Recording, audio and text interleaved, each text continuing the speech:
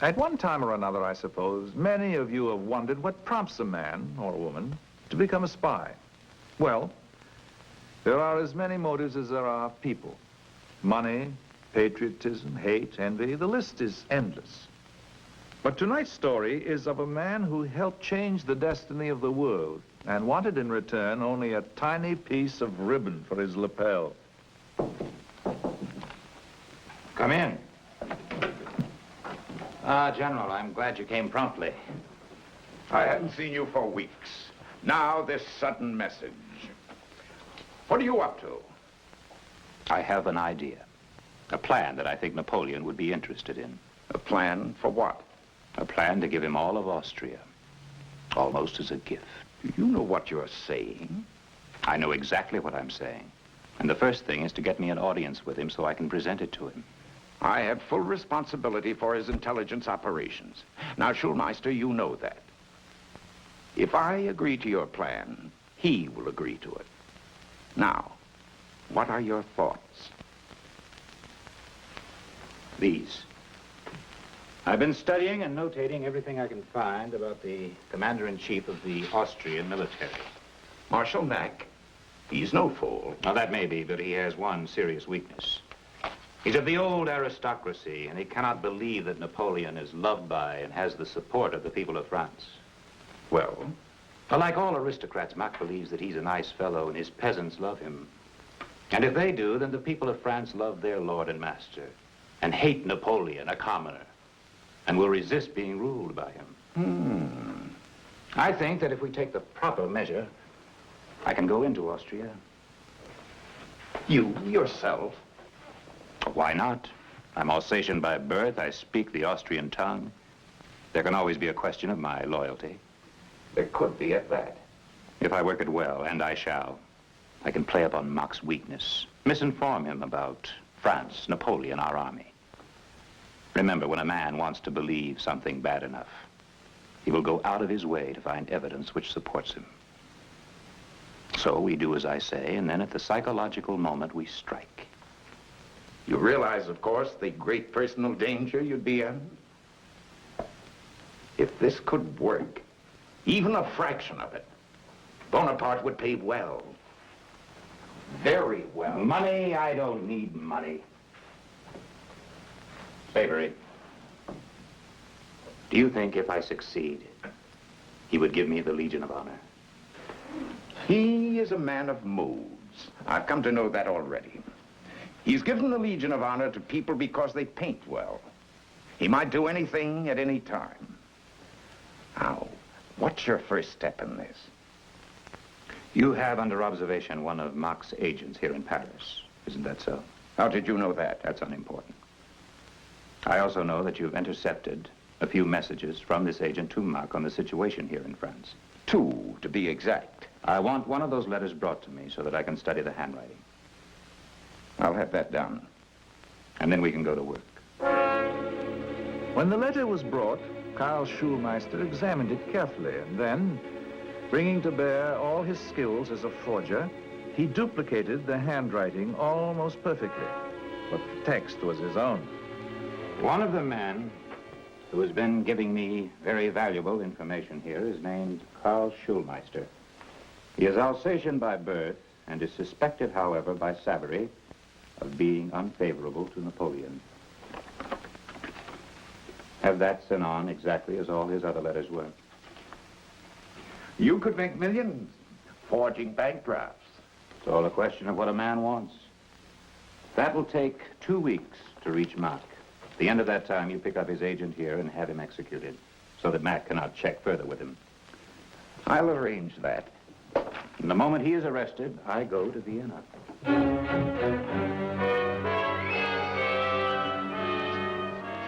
Yes?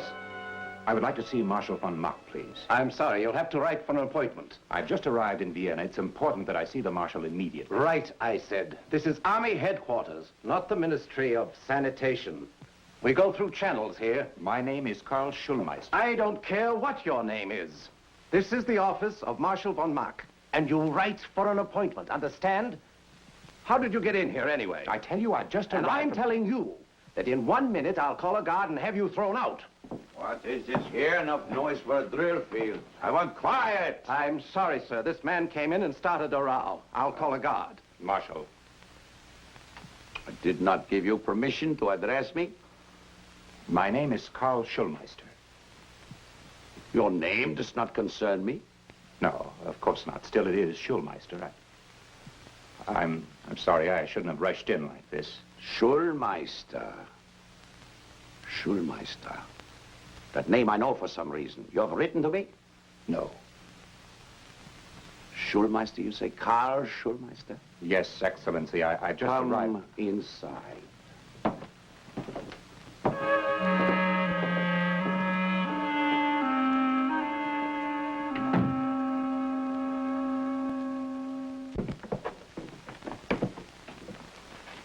Sit.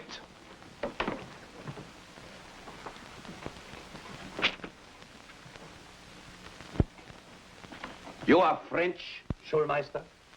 I am Alsatian. I owe no allegiance to Corsicans. You have passed through outposts of two armies to come here, the French and ours. Herr Schulmeister, why? This is Colonel Auslein, my chief of intelligence. I came to give some information to the Marshal. What information?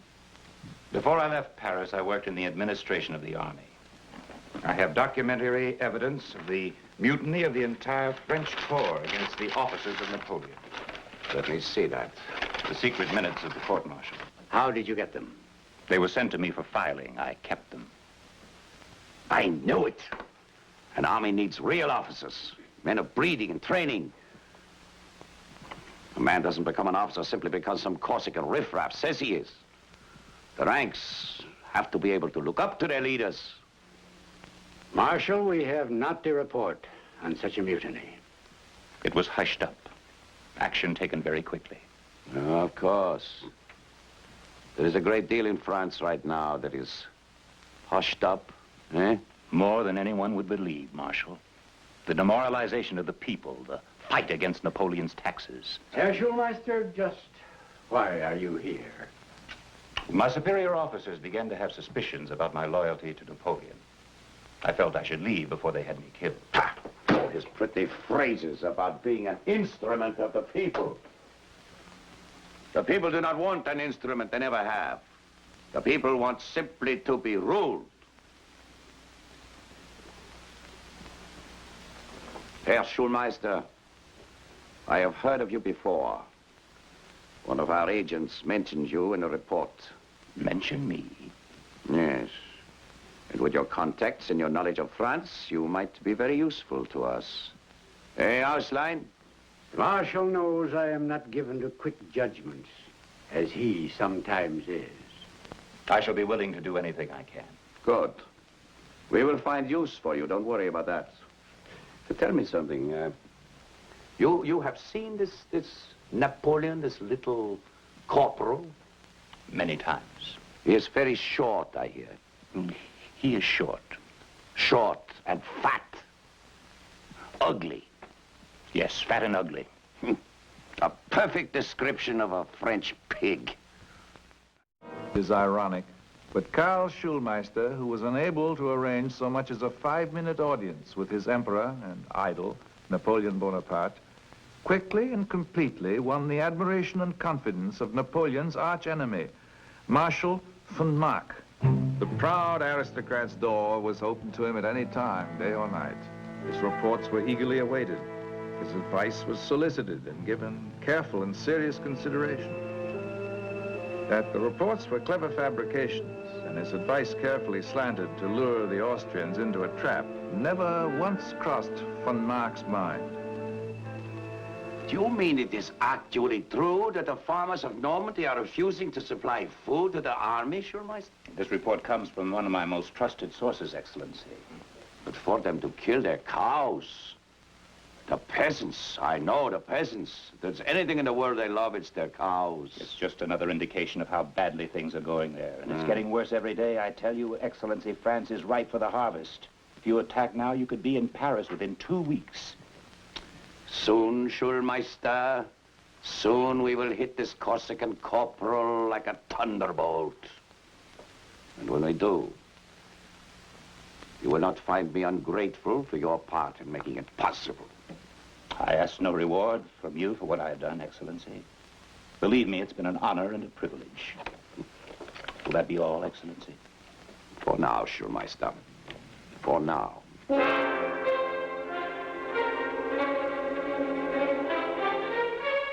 Food riots in Normandy. Mass desertions in the army. Resignations and arrests in high places. Fantastic, Excellency. Absolutely fantastic. But it is all right there in Shulmeister's report, no? In Shulmeister's report, yes, but not in mine. My agents report no such happenings. Not one single instance. I have read your reports, Auslein. Statistics about the numbers of troops and their equipment. Diagrams of minor fortifications, names and numbers of regiments and where they are posted. Military information of the highest importance, Excellency. Not rumors and gossip. Wars are won or lost by men, not by numbers and statistics, Auslein. And if the men have not the spirit to fight, nor the will to win, all their numbers and equipment mean nothing.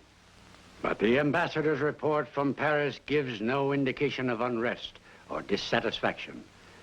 To the contrary, the entire country seems back of Napoleon. His popularity is increasing, if anything. His power unchallenged.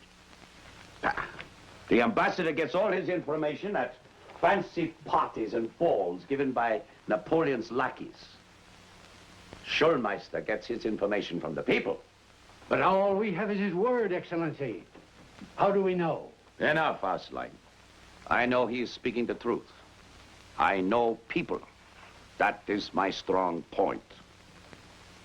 Now, we have 25,000 men at Ulm now.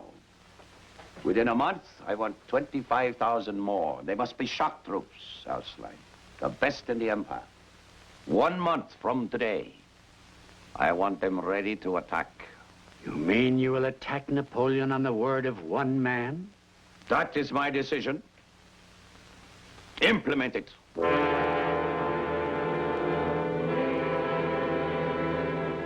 Colonel Auslein was too good a soldier not to obey his superior's orders promptly. But he was not a man to allow his better judgment to go unexercised either. Take a message, Talbert.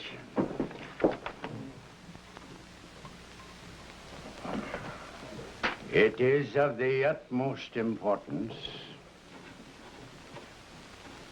Repeat and underline. Utmost importance that all agents now operating in France concentrate all their efforts on determining the temper of the people. The temper of the people. Yes. Specifically accurate and precise information as to instances of mutiny in the army,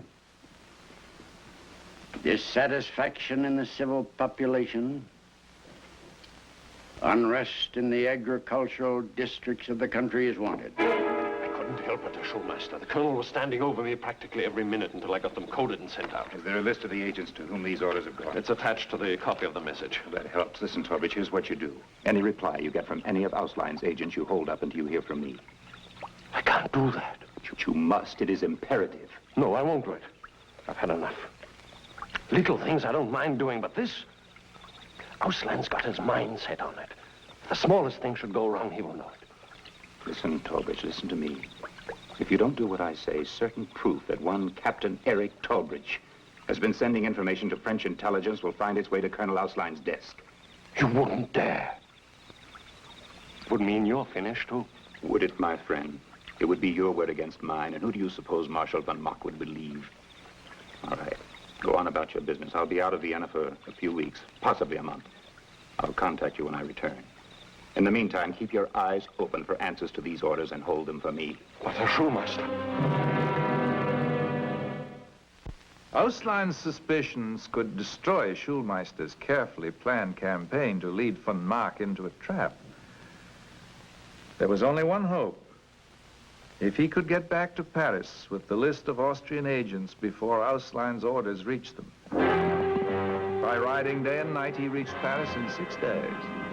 It is not too late, Savory. I know the system the Austrians use to pass messages and orders on to their agents. Their instructions will not reach them for at least another 3 days. Well, that's plenty of time for us to arrest them, but I still don't see how that will help. I don't want them arrested, man. That would ruin everything. I want them fooled. Fooled? How? By proving to them that what I have said about France is true. Look, Auslein wants proof that the farmers are rebellious. So we show his agents in Normandy some rebellious farmers. You mean we stage these events? Of course, we have a list of the agents. We know where they are, so we put on our little shows for them so they can report back to Auslein. Sounds so simple. But I don't know. It will work, Savory. I know it will. And I can convince Napoleon of it if you can arrange an interview. No. There's no need. You must hurry. I will handle it. For the next 2 weeks, Savory put on a show for a limited audience, made up solely of Colonel Auslein's agents. In Saint-Lô, farmers dumped their milk into the gutters of the street. In Lille, Savory's agents, disguised as agitators, distributed anti-Napoleon leaflets. In Strasbourg, the police guard was doubled and the garrison was confined to quarters. All over France, wherever one of Auslein's men was operating, a carefully staged incident would take place to prove Shulmeister's claim that France was tottering on the brink of revolt. And it worked. Reports began trickling back to Vienna, each one reporting the same thing. There is no doubt of it, Auslein. France is finished. One good push and she will fall like a house of cards. I still think you are overestimating the importance of these things, Excellency. We should double-check. Well, these reports come from your own agents, do they not? No doubt of it, Excellency. Well, these men are not reliable, then? Absolutely, Excellency. Very well. They confirm in exact detail what Shulmeister had told us. Therefore, they must be true. I don't deny it. Well, then, in 2 weeks, we strike. But Marshal von Mack... Those are my orders, Colonel Auslein. Implement them.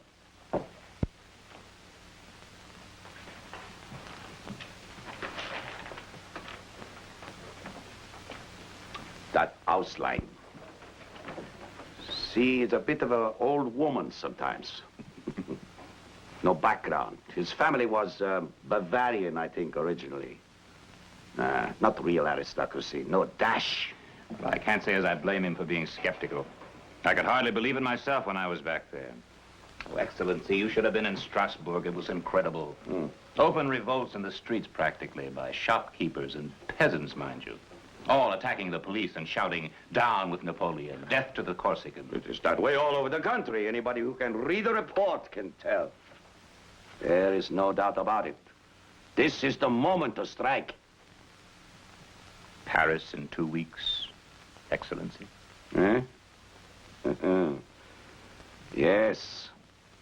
Paris in 2 weeks, Shulmeister. But Marshal von Mark never reached Paris. For when he rode out of Ulm with 30,000 men, instead of finding a scattering of demoralized French, he found the French army intact, ready for battle. Directly he engaged, he found himself outflanked by other French forces he never dreamed existed. And on October the 20th, 1805, von Mark's army was beaten. How could such a thing happen? Herr Schulmeister, you were there. How could such a thing happen? Just the fortunes of war, Sergeant. No one here knows where they're coming or going anymore, with the marshal surrendering in the field. Terrible. It's terrible.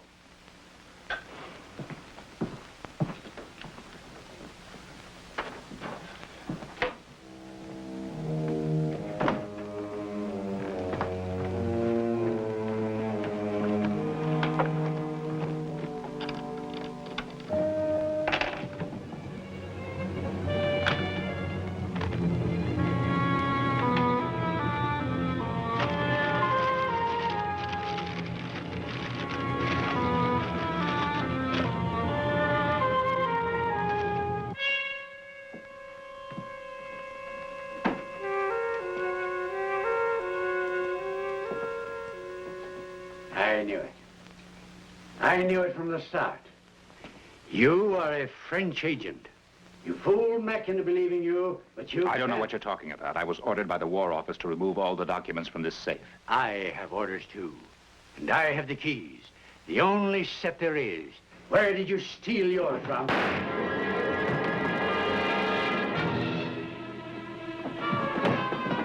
Shot himself. He said he was responsible for the defeat. He must have gone mad. I'll get a doctor.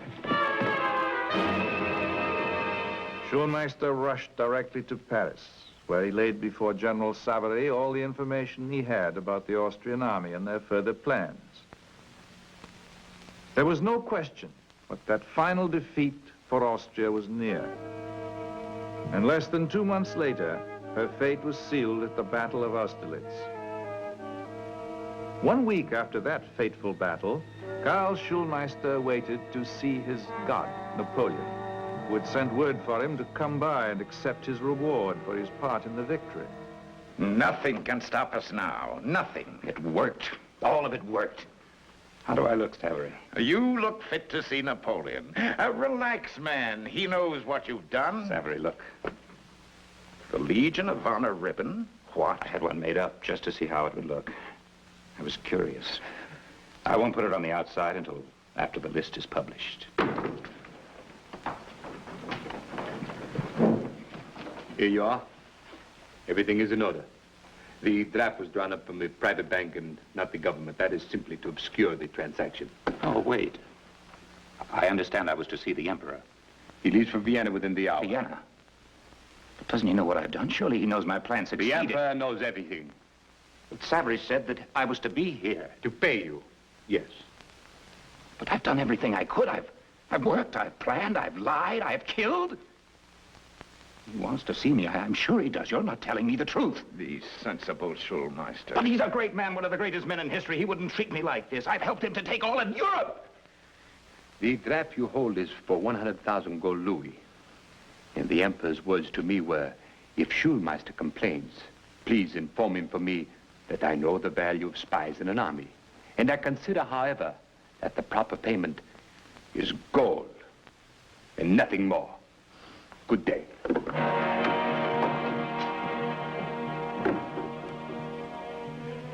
No Legion of Honor. The reasonable Schulmeister. Didn't even see me shake my hand. I told you he was a man of moves. I was so sure this time. So sure. Karl Schulmeister never recovered from that blow. Still like a man with an indestructible ideal, he continued to read about, write about, worship Napoleon. But almost 10 years later, when the Austrians avenged their defeat at Bonaparte's hands, they sought the Alsatian out and took him prisoner. He managed to save his life by bargaining with his captors, but it cost him everything that his espionage had gained him, and more. During the next 40 years, Karl Schulmeister dropped from the sight of history, and no one on that little street in Strasbourg near the railroad station ever knew that the kindly old gentleman who ran the tobacco shop stand was the man who helped Napoleon Bonaparte to swallow Europe.